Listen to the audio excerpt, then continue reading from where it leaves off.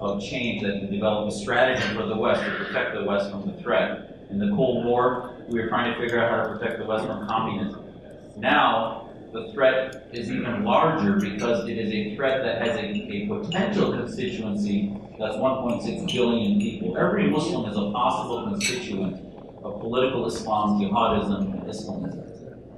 You can only win this war with Muslims that can take back that platform away from you. But obviously, we can't do it without you. Those of you that are not Muslim, this is a, how did I turn out the way I am? My parents, similar to so many of the immigrant stories here, escaped Syria in the mid-60s. They were political refugees. My grandfather was a politician in Syria in Aleppo, had a large business, was a newspaper man who paid a heavy price for his opinions. And then Baathism and Arab nationalism took over. And there were 20 different coups in Syria.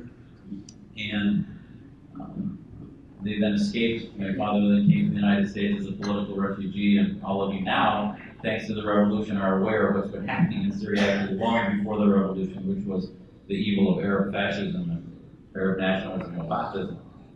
But I was taught that I could practice my faith more freely in America than anywhere else in the world. And I grew up learning the Quran in a small little mosque in Wisconsin with 4 families. And actually I was insulated from political Islam. I learned a spiritual relationship with God that taught me that my faith was the center of who I am personally, but it was nothing I would want to die for.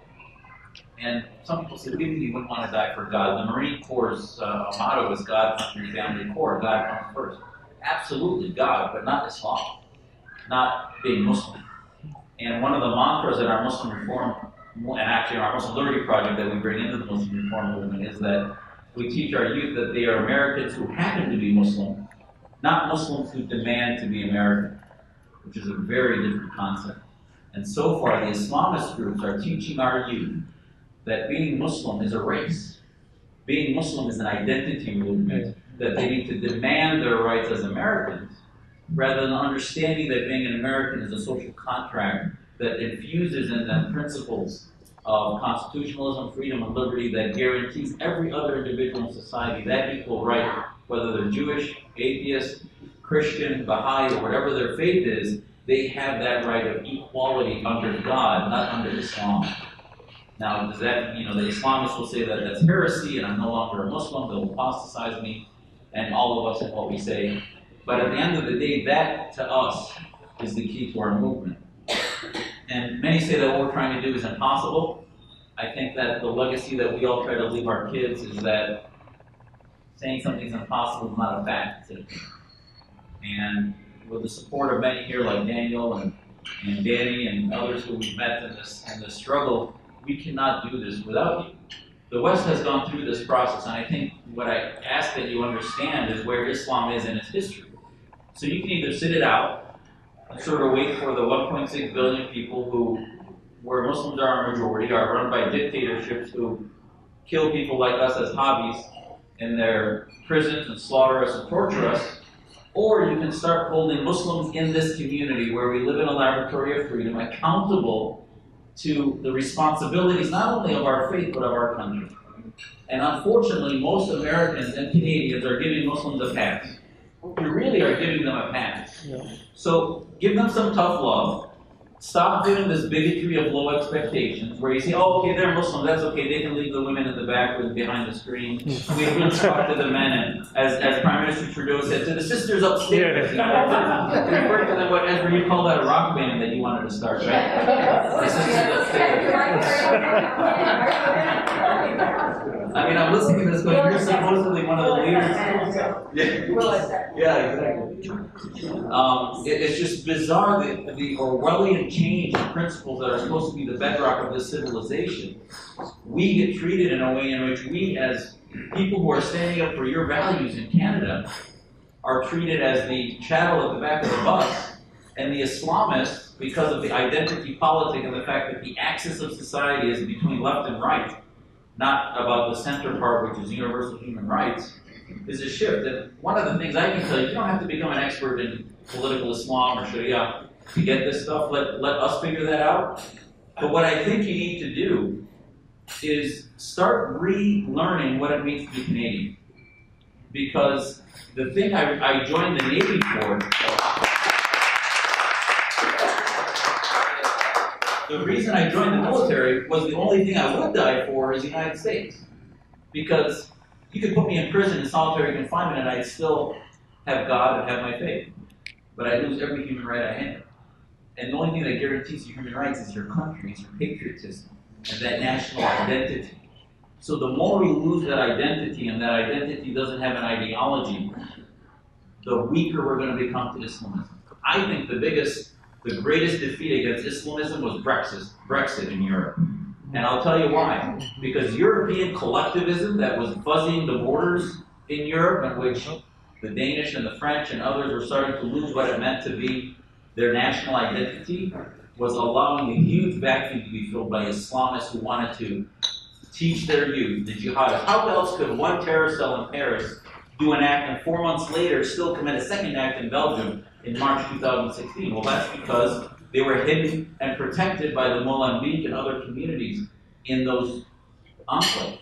So that can only change when Muslims feel that they're British first, Muslim, American first, Canadian first, and they start to rediscover the identity of what it means. And that's what our Muslim reform movement is all about.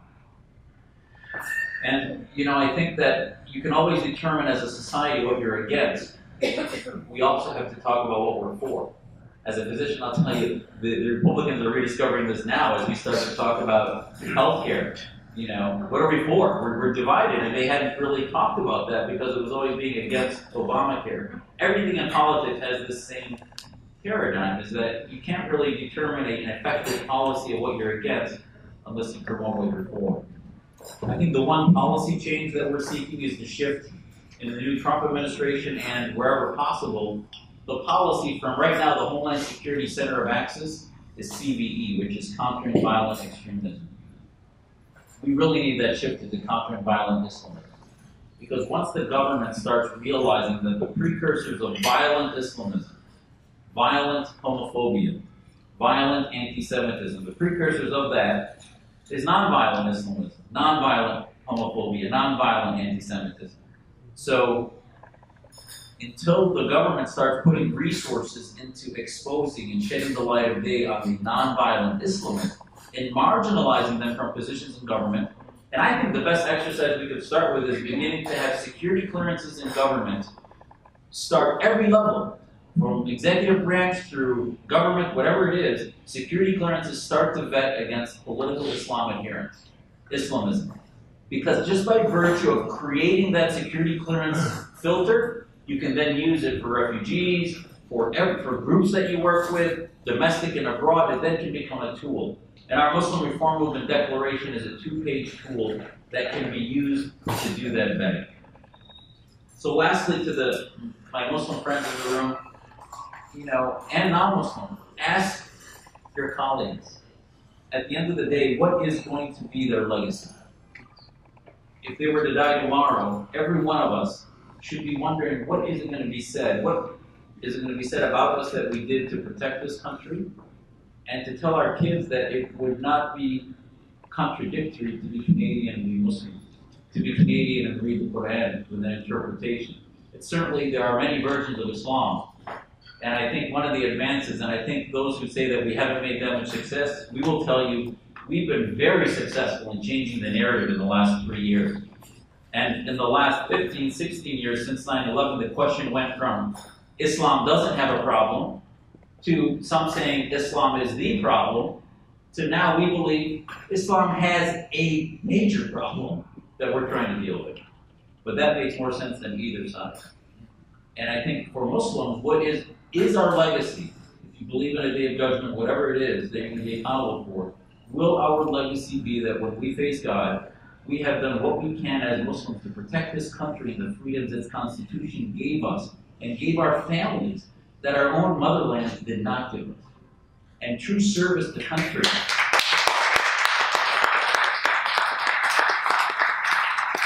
True service to country is to give back and serve in so many ways, and I'm humbled by all the service that I see from families like Rahil's and Sohail's and me and Uzma and so many people here. This is not just one of our battles. We have to work together, We have begun to build a network of folks that are going to work together, cross-platforms, cross-pollination, and begin to generate, we hope, the fuel to fight. I mean, we're doing this stuff like startups out of our garages right now, and we hope to be the new establishment. Right now, we're fighting the establishment, and I hope, you know, Raheel and Ezra are the Steve Jobs of the new Islamic interpretation that will take on the current corporate Islam, which is the mafia of Islam, that is the Saudis, Iran, and others. So thank you, and God bless.